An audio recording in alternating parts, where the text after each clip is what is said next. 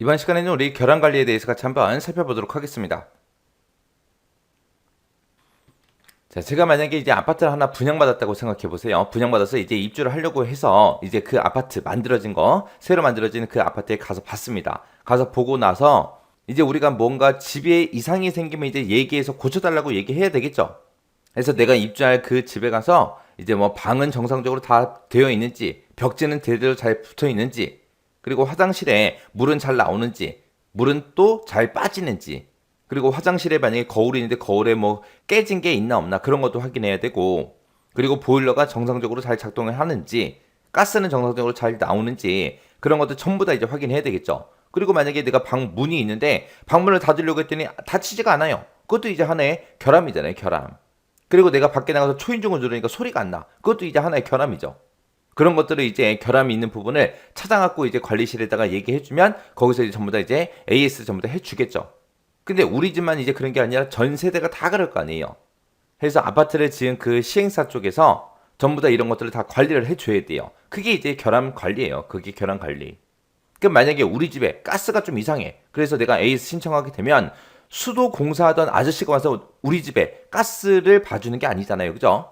만약에 우리 집에 방문이 잘 안 닫혀요. 안 닫히는데 화장실 공사하던 아저씨가 우리 집 방문을 봐줄 수는 없잖아요. 그럼 그 해당 담당자가 있겠죠. 그 해당 담당자한테 이제 우리 집에 가서 이제 AS 해줘라. 어디가 이상하다고 하더라. 그렇게 이제 담당자를 전부 다 배정하고 다 하겠죠. 그런 게 이제 결함관리 프로세스다. 그렇게 이제 기억하시면 돼요. 자, 그럼 이제 하나씩 하나씩 보자고요. 맨 처음에 이제 결함관리 계획을 먼저 세워요. 이 결함관리 계획을 세울 때 아파트라고 생각해 보세요. 아파트를 공사할 때 참여했던 모든 전 사람들이 다 와서 전부 다 이제 AS를 해주는 게 아니잖아요. 그래서 결함관리 계획이라는 거는 결함관리 일정을 먼저 세워요. 뭐 평생 죽을 때까지 계속해서 결함관리만 해줄 수는 없잖아요. 그래서 AS 기간을 정해놓고 이때부터 이때까지 AS 신청하세요. 그러면 이때까지 고쳐주겠습니다. 그런 이제 일정 같은 것도 우리가 계획을 세워야 되고요. 그때 이제 AS 해줄 그 인력도 우리가 따로 이제 확보를 해야 되고, 그때 이제 어떤 절차에 의해서 할 건지 그 업무 프로세스도 확보를 하고 계획을 수립하는 게 우리의 결함관리 계획이요.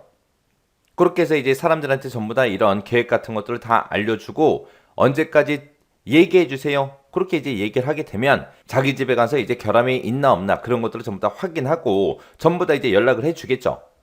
그렇게 해서 이제 각 세대에서 발견된 결함이 있어요. 그 결함을 결함관리 데이터베이스에다 이제 싹 다 이제 등록을 합니다. 어떤 세대는 수도가 이상하다고 하더라. 어떤 세대는 전기가 이상하다고 하더라. 어떤 집은 이제 바닥이 타일이 잘못 깔려 있다고 하더라. 어떤 집은 방문이 잘 안 닫힌다. 어떤 집은 샤시 창문이 깨져 있더라. 그런 것들을 싹 다 이제 결함관리 데이터베이스에 싹 다 등록을 시켜요. 그걸 보고 이제 결함 기록이라고 하는 거고, 그렇게 해서 이제 결함 기록이 끝나면 수도는 이제 수도 공사하는 사람이 따로 있을 거 아니에요. AS 해줄 사람이 따로 있고, 전기는 전기 AS 해줄 사람이 따로 있을 거 아니에요. 그 각각의 사람들이 등록된 그 결함을 전부 다 이제 검토를 해요. 그때 이제 검토를 했을 때 사용자가 실제 사용할 그 사람이 그 집주인이 잘못 찾았을 수도 있어요. 정확하게 결함일 수도 있는 거고 아닐 수도 있잖아요. 그래서 그 결함 같은 것들을 싹 다 이제 검토를 하고 그 결함을 수정할 개발자한테 전기공사 했던 사람한테 그 내용을 이제 전달을 합니다. 그게 이제 결함 검토요. 그래서 담당자를 이제 지정해 주는 거죠. 이 집은 전기 이게 잘못됐으니까 네가 가서 봐줘. 네가 가서 AS 해줘. 그리고 이제 그 해당 개발자한테 이제 그 내용을 이제 전달을 해줘요. 전달하게 되면 그 개발자는 전달받은 그 결함을 이제 가서 이제 수정을 해주겠죠. 그 집에 가서 전부 다 이제 고쳐줄 거예요. 그럼 이제 테스터라는 사람이 그 개발자가 이제 수정을 다 했다고 얘기하니까 그 수정한 내용을 다시 확인해요. 진짜 이거 제대로 고쳤나 안 고쳤나 확인하고 다시 테스트를 합니다. 그게 이제 결함 재확인이요. 이런 것들을 싹 다 결함관리 데이터베이스를 이용해서 우리가 프로젝트별로 결함 유형이 됐든 발생률이 됐든 이런 것들을 한눈에 볼 수 있게 그렇게 이제 대시보드가 됐든 게시판 형태의 서비스를 이제 제공해 주는 거, 이걸 보고 결함 상태 추적 및 모니터링 활동이요. 여기서 이제 대시보드라는 말이 나오는데 이 대시보드라는 거는 다양한 데이터를 쉽게 모니터링 할 수 있게 그렇게 만들어 놓은 일종의 상황판 같은 것들을 보고 우리가 얘기를 합니다. 해서 이 상황판 대시보드를 보고 여기까지 이렇게 AS가 진행이 됐구나. 아, 여기서부터 여기까지 이렇게 AS가 진행이 됐구나. 그런 것들을 이제 한눈에 전부 다 볼 수 있다고요. 그렇게 이제 발견된 결함에 대해서 이해관계자들의 의견이 이제 반영된 그런 보고서를 이제 작성하고 결함 관리를 이제 종료해 주면 돼요.